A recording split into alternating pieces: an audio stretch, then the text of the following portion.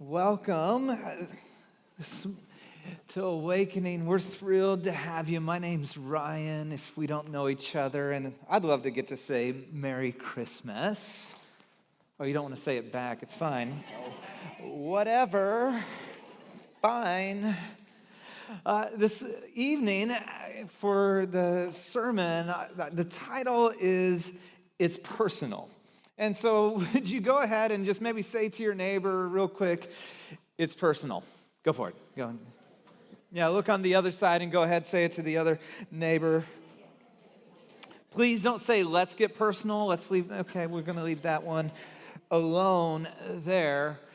But I don't know about you, but there's something so amazing about when someone gives you a gift and it's personal.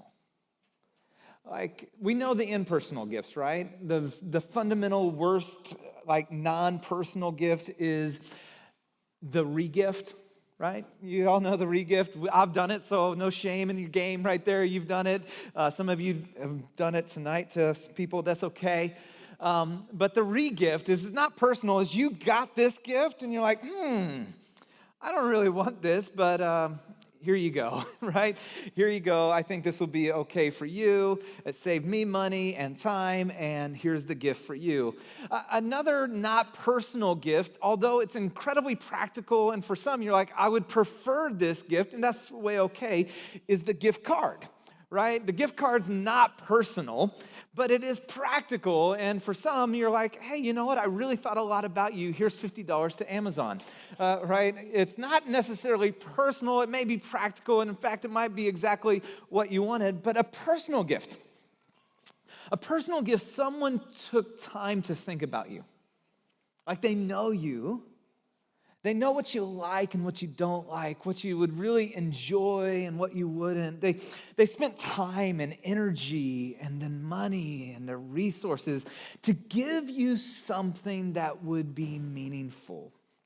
And isn't it true that those personal gifts are often the gifts that we treasure, and it's not so much the gifts themselves, but it's actually what they remind us of who gave us those gifts. Let me ask you this question this evening. What would be the most personal, precious gift you could receive this Christmas? Think about it. I know all the kids are thinking through like their Santa list, you know. It's like, okay, an Xbox would be amazing. But here's what we know. And the older we grow, we come to realize, isn't this true, that the most precious gifts cannot fit under a tree. Like, if you're going to answer that question well, if you're really going to wrestle, like, what is the most personal, precious gift that I could receive this Christmas? It would not fit under a tree. It might be a relationship restored. Maybe it's with a spouse. Maybe it's with your kids. Maybe it's with a friend. It might be that there's some health issues or something going on. You long for healing and wholeness and restoration. It might be that addiction that has destroyed maybe you or a family member or the things around you, that was at some point conquered or just completely taken away. It might be, maybe perhaps time with a loved one. Perhaps time this Christmas season is even hard because it reminds you of those who aren't around the Christmas tree this year, and the most precious gift you could get would be to be with them just for a few more moments. I remember actually there's a young couple. My wife and I were in the hospital earlier today visiting a young family in our church. They just had a baby on the 9th. And I don't know, this afternoon at some point during our services, that baby went into surgery. I know for them, the most precious personal gift they could receive, and I'm praying for them, and would you pray for them with me? That they would receive and be able to bring their baby home healthy and whole and restored. You see, when we think about that question, the answer is something that we all know, but we often forget.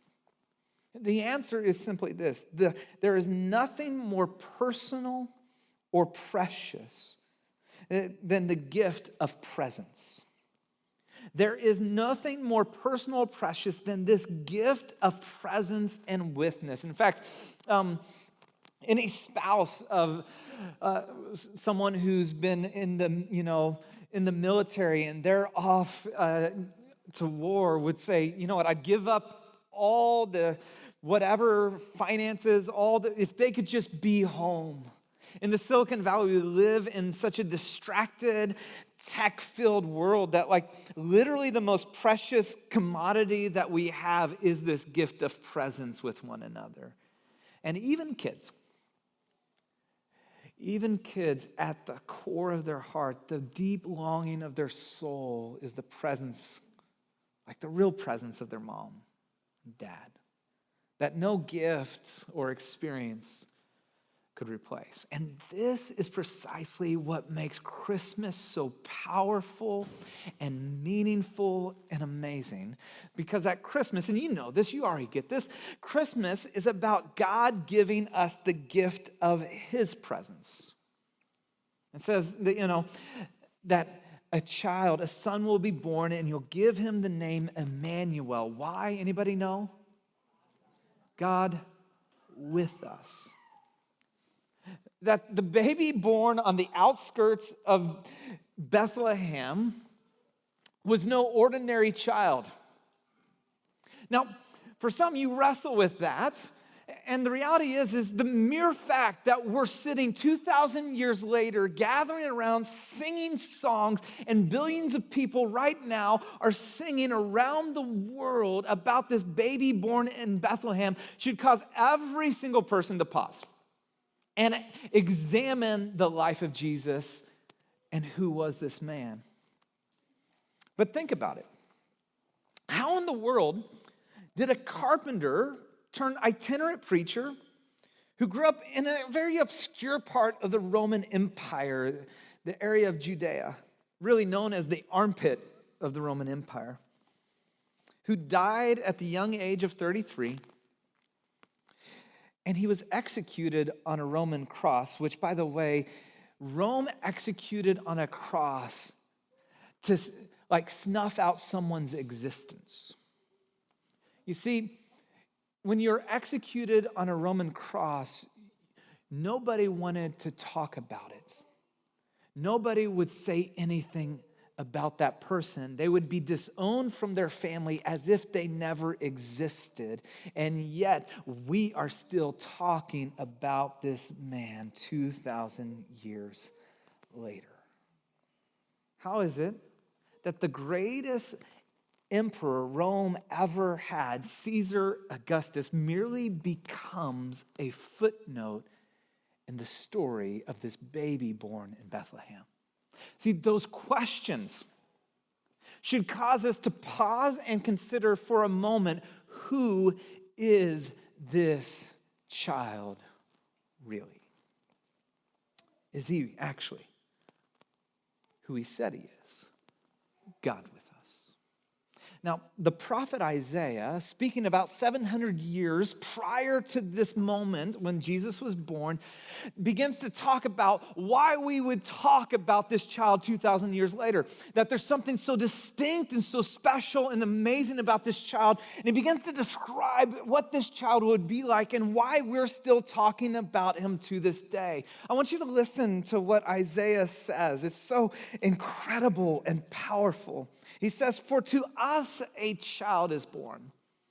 Not just to the right people, to the special people, to all the people who have it figured out. No, to every person. That's why as Maddie was reading the Christmas story, the angels declare, this is good news of great joy for all people. For to us a child is born. To us a son is given. And the government will be on his shoulders, and he'll be called, this is his name, this is what he's about, Wonderful Counselor, Mighty God, Everlasting Father, Prince of Peace, and of the greatness of his government and peace, there will be no end. Now,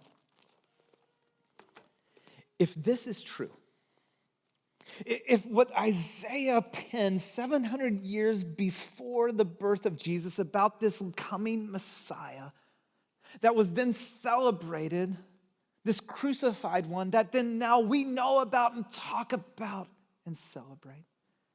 If this is true, the implications are absolutely staggering for us today. I don't know about you. I don't know what you came in with. I'm not sure what you're walking in this moment with. But perhaps you're in need of wisdom. You don't know what to do. Do you feel like you're pulled in every direction and you don't know what to do?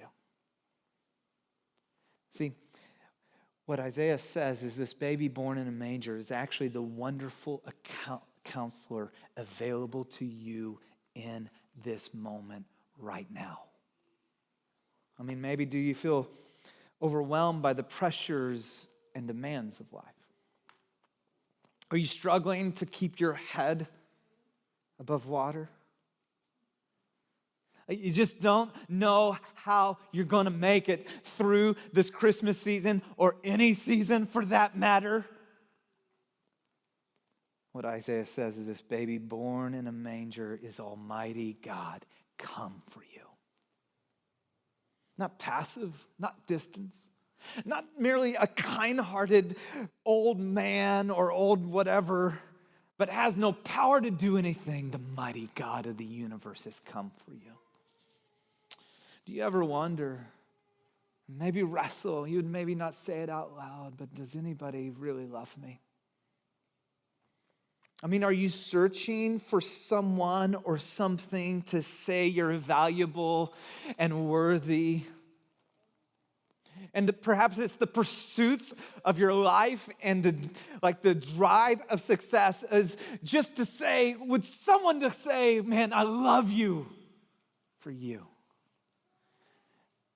This baby born in a manger is your everlasting Father who's lovingly pursuing you. Perfect heavenly Father whose affection for you never varies or changes. Is there an internal restlessness in you? Do you keep yourself busy so you don't have to pay attention to the ache of your soul? You know, that's what we do in Silicon Valley especially. We keep ourselves busy. But I think the reason is maybe different than we'd like to acknowledge. See, because the minute you stop long enough, you begin to feel the bubbling up of the dissonance of your soul. And so as long as you stay busy, you don't have to pay attention to it. And yet it still is there. It still lingers, doesn't it? This baby born in a manger, Isaiah says, is the Prince of Peace. To give you inner peace. To bring rest to your weary soul. In fact, Jesus would say it this way.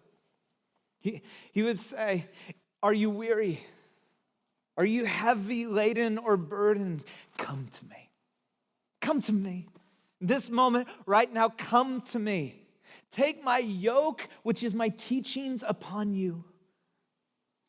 For my burden's light. I will give you rest for your soul. See, Christmas is about God giving us the most precious personal gift, himself. This is why Christmas is so powerful and profound, and why billions of people right now are celebrating the birth of a baby born in Bethlehem. And the question is, well, if that's true, why do we miss it every year? Why do we run past it? A.W. Tozer writes, I don't know, I think this is at least 60 years ago, maybe more now. And I think his answer to this is as relevant today as it was in his day, why we run past and miss this absolutely profound reality. He says this: it does seem strange that so many persons become excited about Christmas and so few stop to inquire into its meaning. Isn't that true? As we run and rush and scurry about to get presents huddled around the tree.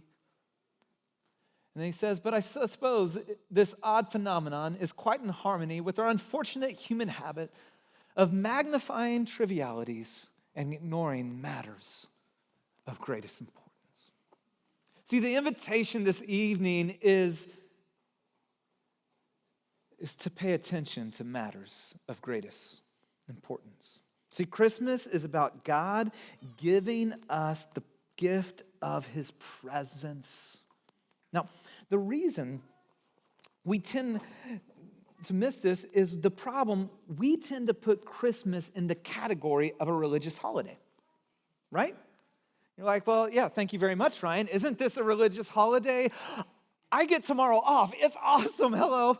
It's a holiday, and it's a religious holiday. It's a Christian holiday, and yet it was never intended to be a religious holiday. And here's why. Religion is all about humanity trying to work and earn their way to God. It's the story of Santa Claus is coming to town. That's religion in a nutshell. You know that song, You Better Watch Out.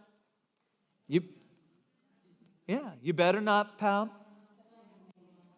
Santa Claus is coming to town. Yeah, you know it. You sound good too. See, at the heart of it, at the heart of religion says this: you better do good, and you better be good. And if you do good and if you be good, then perhaps you might get something good from God. You better watch out. See, that's religion, is somehow trying to work and earn your way. And by the way, there are so many people who are part of this tradition of Christianity, but they've been caught up in a religion thinking that they have to somehow good their way to God. You better watch out. You better not pout. I better do good. And you're not ever able to just simply enjoy God because you're waiting for the other shoe to drop. If I just mess up, then God's going to smote me. We kind of think of Jesus as the elf on the shelf. You know, he's the spiritual snitch telling God what's going on. Right? See, Jesus flips the script. Christmas flips the script. See, Christmas is all about God himself coming to find us. It's not about you somehow trying to work your way to God, find your way to God, earn your way to God. It is Jesus, not a good man and not a prophet. It is Jesus, God himself, come to find you. God's not sitting there going like, okay, when you fix up your life, when you get it all figured out, and if you slip up, by the way, watch out. And some of you grew up in churches like that. Watch out, man, I'm going to get you. See, Christmas is all about God himself, everlasting Father, Prince of Peace, wonderful Counselor, mighty God, come to find you, come to rescue you, come to save you. And so this is why this is a problem. Because Christmas is not about a religion, and we put it in that category. Christmas is all about a relationship. It's personal. Not only did God come in person, but he longs to have a personal relationship with you and with me. And that's why he came in person. Now, there's something that I think is so amazing about God with us that we often miss. In fact, it tells us about the type of relationship that we get to have with God. And I think many of you, the things that I've said, you would go like, man, maybe I've not heard it in that way, but I've heard that before. I think this you might not have thought about. Tim Keller writes in his book, Hidden Christmas, he writes this: He says, if God has really been born in a manger, then we have something that no other religion ever claims to have. What is it? It is a God who truly understands you from the inside of your experience. Think about this. Not just God who is for you, not just God who's with you. God understands you.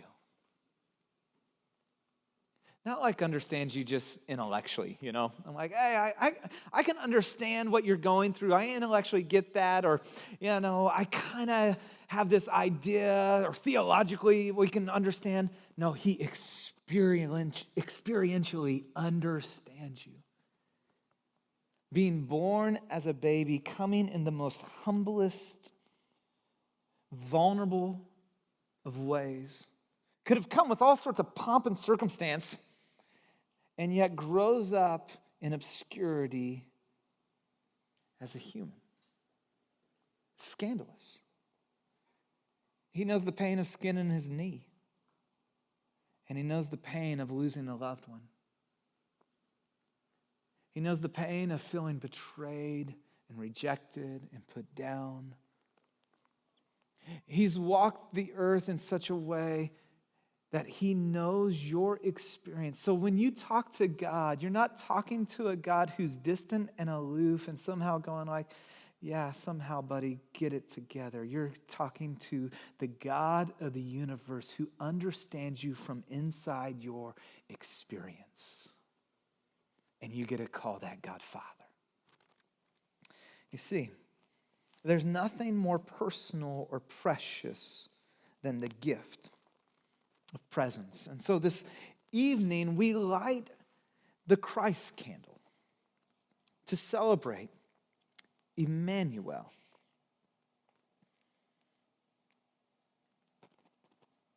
God with us.